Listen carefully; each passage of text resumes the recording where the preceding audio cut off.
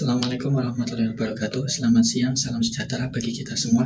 Yang terhormat Bapak Ayang Dinianto, selaku dosen pengampu mata kuliah Hukum Konstitusi dan teman-teman semua yang berbahagia. Di sini saya akan menjelaskan sedikit materi terkait lahirnya konstitusi. Sebelumnya, perkenalkan diri, nama saya Aryo Sidik, NIM 1521037. Lahirnya konstitusi. Konstitusi lahir karena rakyat ingin membuat permulaan baru mengenai sistem pemerintahan.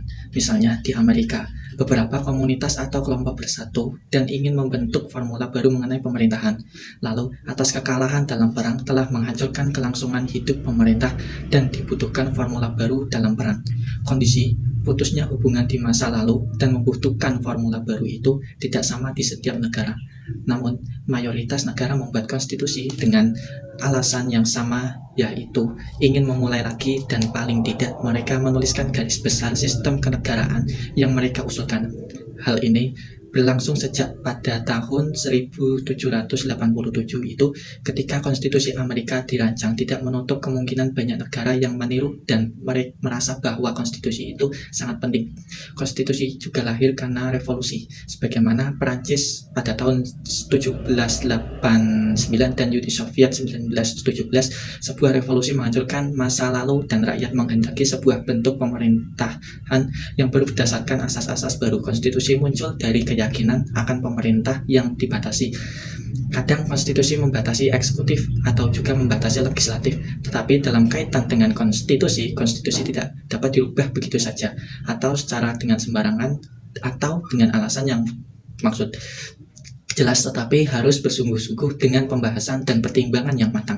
Alasan mengapa negara memerlukan konstitusi adalah bahwa ketika negara-negara itu bersatu dengan negara lain, mereka ingin mempertahankan kekuasaan tertentu untuk mereka sendiri atau untuk menetapkan pasal-pasal tertentu dalam upaya mereka bersatu dan berserikat.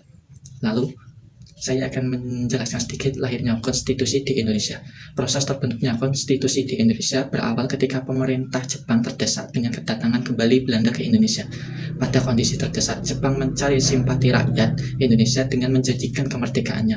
Setelah itu, Jepang membentuk BPUPKI atau disebut Badan Penyelidik Usaha-Usaha Persiapan Kemerdekaan Indonesia untuk menyusun rencana Undang-Undang Dasar.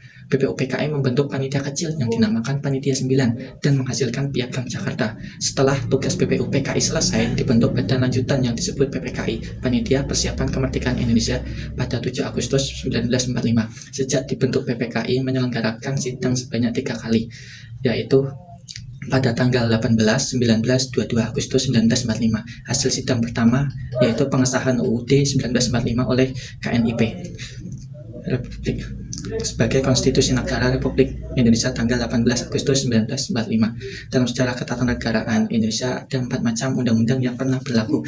Yang periode pertama itu ada 18 Agustus 1945 sampai 27 Desember 1949 penetapan UUD 1945. Pada periode 27 Desember 1949, 17 Agustus 1950 penetapan Konstitusi Republik Indonesia Serikat. Yang ketiga, periode 17 Agustus sampai 5 Juli 1959 penetapan Undang-Undang Dasar sementara 1950. Dan yang terakhir yaitu periode 5 Juli 1959 sampai sekarang penetapan kembali UUD 1945.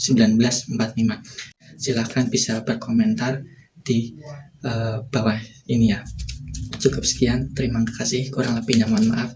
Wassalamualaikum warahmatullahi wabarakatuh.